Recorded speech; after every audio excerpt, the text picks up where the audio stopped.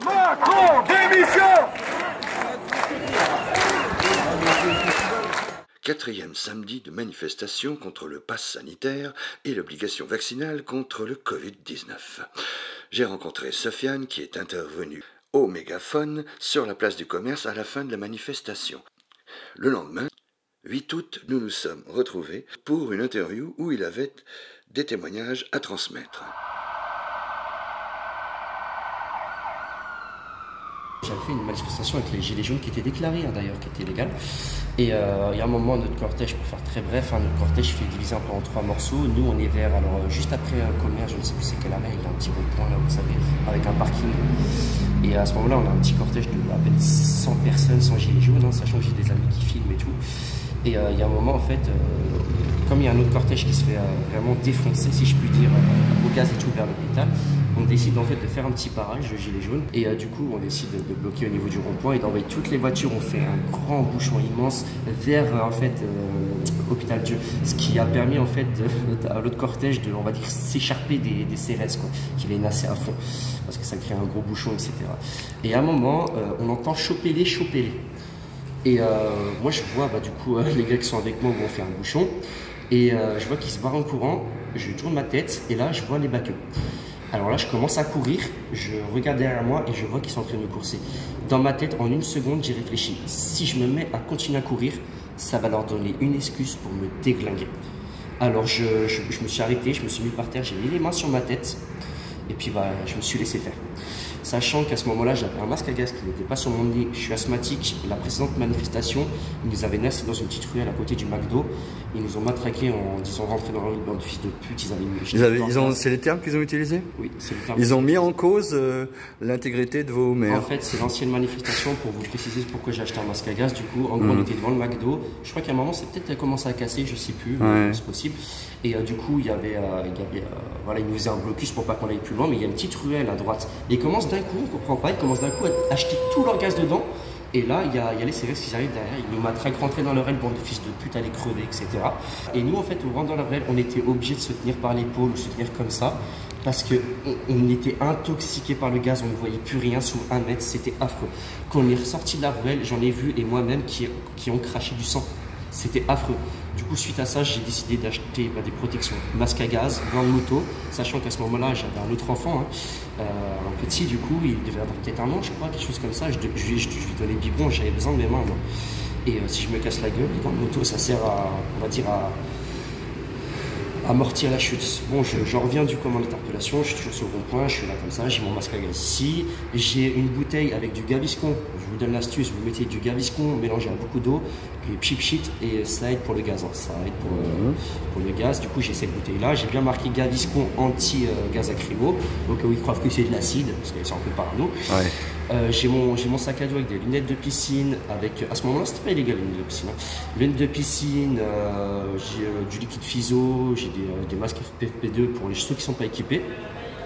Et là en fait t'as les bacs, voilà, ils mettent les menottes, etc. Nanana. Et l'autre il commence à fouiller mon sac, il me sort les lunettes de piscine, il me fait « Ouais, ça c'est illégal, qu'est-ce que tu fais avec ça ?» Alors dans ma tête, ça m'a fait rire parce qu'il dit que les lunettes de piscine c'est illégal et j'ai quand même un masque à gaz sur mon menton. C'est, je sais pas, comme tes nerfs quoi. Et je le regarde, je fais non monsieur, depuis quand c'est illégal? Il fait tu vas à la piscine peut-être? Je fais bah non monsieur, j'ai pas la piscine. Et bah alors c'est illégal! Oh là là, dans ma tête, je fais il est complètement fou. Et là je le regarde, je vois pas de RIO ou de matricule, je vois même pas marqué CRS ou BAC ou quoi que ce soit quoi. Du coup je me dis mais attends, comment je fais pour le reconnaître? Du coup je lui rétorque en lui répondant monsieur, je vois pas de RIO ni rien pour savoir que vous êtes de la police, ça c'est pas illégal peut-être? Et là il se met à péter un plomb. Il fait ah ouais, il se rapproche de moi, il me tire l'oreille comme si j'étais son enfant ou je sais pas quoi. Il fait ouais on en a marre de vous, espèce d'anarchiste. Il me sort un truc comme ça, mais en gros me traitant d'anarchiste. Là, dans ma tête, je me suis dit, il est fou. En plus, il me fait mal à l'oreille. Et quand il me tire en fait l'oreille, en fait, ma vue elle décale un peu et je vois le cortège. Et là, je vois un ami qui s'appelle Samy qui est en train de filmer. Et là, dans ma tête, je me dis, super, c'est filmé, moi, au cas où j'ai des preuves. Et là, je fais, bah vas-y, continue, c'est filmé. Il fait, ah ouais! Comme ça, il fait, ah ouais, le mec, il est vénère. Hein. Il fait de la boxe carrément, il est là, il est sur le ring, quoi. Et en fait, je suis toujours menotté. Il m'amène en fait dans le camion. Le camion, il y a 2 banquettes. Il y a 2 banquettes comme ça. Voilà. Il me jette en fait sur une banquette. Du coup, je me retrouve comme ça. Je me retrouve sur le côté ici, toujours menotté. Et là, du coup, en fait, il met son genou contre mes côtes hyper fort et ça m'a attracté télescopique contre ma joue ici. Ma joue, elle avait triplé de volume le lendemain, je vous dis même pas. Malheureusement, j'ai oublié de demander à un médecin qui regarde ça, mais bon, ça arrive. Et du coup, qu'est-ce qu'il me rétorque ce con encore? Qu'est-ce qu'il me dit? Il me dit alors maintenant il n'y a pas tes amis gilets jaunes pour te filmer, que maintenant qu'est-ce que tu vas faire et tout. Il me dit ça comme ça, il est vénère. Et sachant que je suis majeur quand même à ce moment-là. Je vous avoue, je me suis encore chié dessus à ce moment-là, je me suis dit non, ça recommence. Je fais comment? Sachant qu'à ce moment-là, il y avait énormément d'affaires qui ressortaient hein, sur des BACU qui frappaient des gilets jaunes, des manifestants, des vieux, des jeunes, des handicapés, etc. Et moi, qu'est-ce que je lui dis? Je fais, bah écoute, ce sera les marques et mon avocat qui parleront au tribunal. Je lui dis ça comme ça, mais je lui dis pas d'un air aussi calme. Moi, je vous avoue que je suis un peu apeuré avec la voix qui tremble un peu. Et là, il commence à s'énerver. Il fait, ah ouais! Il se met debout, il schlaque, il agrandit sa matraque télescopique et il va pour me frapper. Là, je vous assure, j'ai fait me pisser dessus. Et j'ai eu de la chance, mon Dieu, que j'ai eu de la chance. Il y a un autre de ses collègues qui était dans le camion. Il a pété un plomb sur son collègue, justement, qui allait me frapper. Il a fait, c'est bon, attends, tu sors de là. Il l'a pris vraiment par la taille, il l'a dégagé. À ce moment-là, j'ai fait merci, mon Dieu. Merci, mon Dieu. J'aurais pu me faire défoncer en toute impunité, sans filmer et tout. Je tiens à préciser que pour me ramener, du coup, à Valdec, encore, hein, vous aimez bien Valdec. Pour me ramener à Valdec, ils m'ont mis dans un espèce de petit fourgon. On les traitait comme des animaux. Je suis menotté toujours. Et j'ai à peu près ça d'espace et ça d'espace. J'ai pas de ceinture, j'ai rien du tout. J'ai un espèce de, comme ça, un espèce de truc en ferraille, mais je suis vraiment comme ça. Les conditions de garde à vue étaient affreuses. Alors je tiens à préciser, je suis pas musulman, mais je ne mange pas de porc. C'est une décision personnelle, je crois en Dieu, c'est pas grave, on s'en fiche. Je ne mange pas de porc, je tiens aussi à préciser, je suis asthmatique. Toujours ma ventoline sur moi, des choses comme ça. Alors déjà, on va pour me mettre, je suis tombé sur un policier hyper gentil, c'était un petit jeune, il était hyper cool avec moi. Et j'étais tout le temps respectueux. Oui, monsieur, d'accord, monsieur. Je me suis dit, il faut pas que. Voilà. J'avais bu, en fait, parce qu'à un moment, le cortège s'était arrêté. Du coup, j'avais bu avec une petite meuf. Voilà, c'est normal. Voilà, j'avais bu quelques bières avec elle sur une terrasse de bar. Voilà, en attendant que le cortège redémarre. Du coup, je crois que j'avais bu 2 bières, voilà, d'un coup. Puis bon, on était reparti directement. Du coup, bah, ça chauffe un peu la bière. Du coup, j'avais pas un gramme. J'étais un petit peu alcoolisé, mais pas énormément. Et bon, du coup, j'ai soufflé dans le ballon par rapport à ça. C'est important. Et du coup, je tombais sur un petit jeune policier super sympa. Et il me ramène dans une cellule où il y a déjà plein de gens. Je me dis, c'est super, quoi, je vais pas être tout seul, au moins, je vais pas devenir fou en cellule. Et puis là, il y a un ancien, un vieux con. Ouais, lui là, il a bu ou quoi? Ouais, t'as bu toi? Il me fait genre comme ça, un gros beauf, hein, excusez-moi du terme, un gros beauf. Je fais, oui monsieur, j'ai bu, oui. T'as soufflé dans le ballon? Je fais, oui monsieur. T'es en état d'ivrité? Bah oui, je tiens bien debout, j'ai pas vomi. Ouais, non, on est quand même dans une cellule de dégrisement, on sait jamais. Je vois le petit jeune, puis il fait, bah, désolé, c'est vous qui donne des ordres.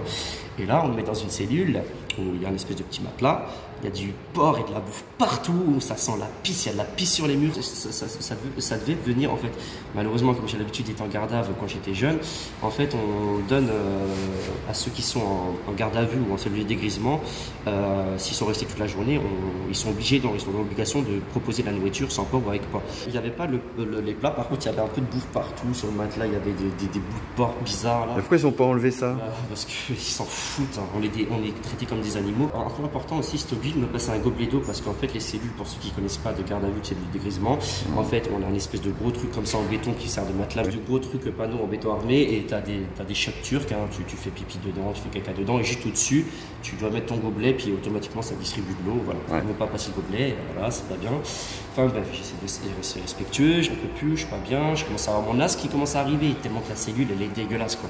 Je suis là avec aux acariens, poil de chien, moisissure, tout ça. Tu pouvais pas t'allonger, tu pouvais pas t'asseoir? Bah, j'étais pas bien parce que du coup, il y avait du porc partout, puis en plus, avec l'odeur d'urine, avec la saleté, et mon asthme, au fur et à mesure, ça a commencé, et là, il y a un moment, je suis en pleine crise d'asthme. Alors, j'essaie de rester respectueux, j'essaie de pas m'emporter, je toque doucement la cellule, je toque doucement, au bout d'une demi-heure, sincèrement, une demi-heure, ça répond pas. Alors là, je commence à vraiment toquer fort, s'il vous plaît, ma ventoline, je fais une crise d'asthme, et en fait, j'avais pas remarqué, mais il y avait un mec ou une meuf, je sais plus, un mec, je crois, qui était juste devant la cellule, et je continuais à toquer, mais moi, j'avais la tête qui tourne, j'étais vraiment pas bien. Et là, d'un coup, ouais, tu vas pas la fermer, ta gueule! Et monsieur, s'il vous plaît, ma ventoline, s'il vous plaît, je fais une crise. Oh putain, merde! On a fait les cons. J'ai entendu ça. On a fait les cons. Et du coup, là, c'est une femme policière qui arrive. Oui, alors qu'est-ce que tu as besoin? Tu as besoin de quoi? J'ai besoin de ma ventoline, s'il vous plaît. Elle est où? Dans ma sacoche. Ils ont mis du temps à me donner ma ventoline, mais je pense que c'est le temps de chercher, ça, c'est pas de leur faute. Ils me distribuent ma ventoline. Je prends un peu, voilà, ça me fait du bien, etc.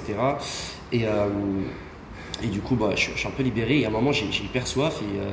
Et du coup, c'est marrant parce que la police, ils ont changé de comportement avec moi. Ils ont vu qu'ils ont fait une faute grave professionnelle. Et du coup, la policière, elle était à mes petits soins, comme si j'étais son petit-fils ou son fils. Et c'était un peu marrant sur le coup. Et oui, t'as besoin de quoi, Nana? Je fais, bah, j'aimerais bien de l'eau, s'il vous plaît, j'ai soif. Elle fait, ah, on t'a pas distribué de gobelet, mais qu'est-ce qu'ils ont fait mes collègues? Ils s'en rendent compte, quoi, ils s'en rendent compte. Elle me passe un gobelet, super, voilà, je m'invente une, etc. Je sais plus s'ils me l'ont repris ou si je l'ai gardé. Et il y a un moment, du coup, je vais devant les shots turcs, hein, on appelle ça les shots turcs, voilà. Et du coup, je vais pour du coup, mettre de l'eau. Et pour mettre mon gobelet qui est automatique, ça met de l'eau. Et le machin, il était tellement bugué, ça fait fou. Ça s'arrête plus. Ça s'arrête plus. Alors je recommence, je toque, s'il vous plaît, aidez-moi. Et la cellule, elle commence à avoir de l'eau, c'est insupportable. Humidité en plus qui va pas avec mon lac. Moi, du coup, j'avais quand même le machin qui remontait de la mer, de la pisse et tout. Ouais. Super déjà. Du coup, je frappe comme un taré, etc. Et l'autre encore qui revient, oh, qu'est-ce que t'as encore? Je sais, ou un truc comme ça. J'ai dit, mais monsieur, aidez-moi, là, il y a de l'eau partout dans ma cellule. Il fait, oh putain, bon, ils sont obligés de couper l'eau manuellement dans un espèce de machin. Du coup, ils me distribuent une bouteille d'eau. Bon, ensuite, il n'y a plus d'accident, plus rien qui s'arrive, super. Par contre, ils m'ont pas changé de cellule. Hein, T'es toujours dans la même. Toujours dans la même, plein de portes, de la piste partout, puis plus des chaussures pour remonter, quoi. Ouais.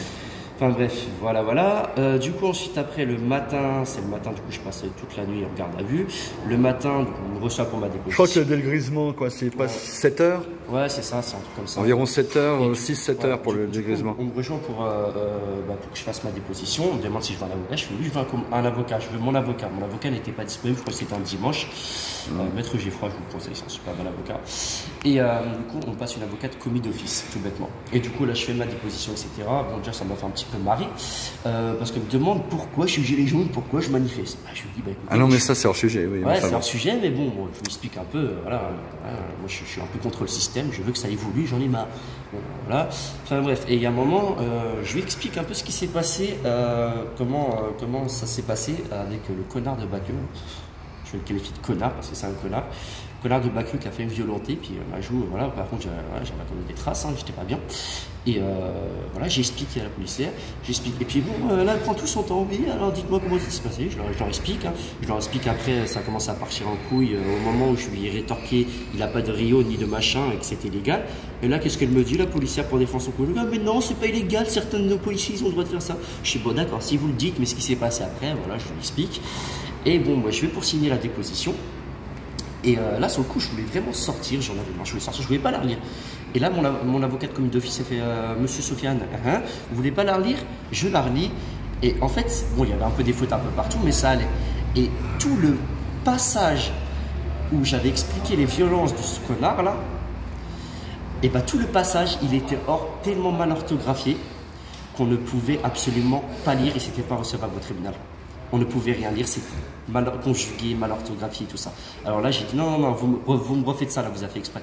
Non, ça arrive qu'on fait des fautes. Je fais, bah attendez, comme par hasard, sur le paragraphe où j'explique à votre collègue les fautes professionnelles qu'il a faites et sur moi, quoi. Arrêtez un petit peu, quoi. Bon, enfin bref, elle refait, je signe. Et puis bon, ce qui est marrant, c'est que j'ai même pas envie, parce que du coup, ils m'ont attaqué. Hein. Et pour entrave à la circulation publique, c'est une manifestation déclarée légale. Et j'ai eu 250 € d'amende. Moi, j'ai pas été, je voulais pas y aller, je me suis dit, c'est ridicule. Et du coup, ils m'ont mis 250 €, d'ailleurs, que j'ai toujours pas payé, que je ne paierai jamais. 250 € pour entrave à la circulation publique. Ce qui m'a fait marrer là-dedans, c'est qu'on était sur une manifestation déclarée légale. Elle était légale, cette manifestation-là de Gilets jaunes. Ben, bien sûr qu'on fait un entrave à la circulation publique.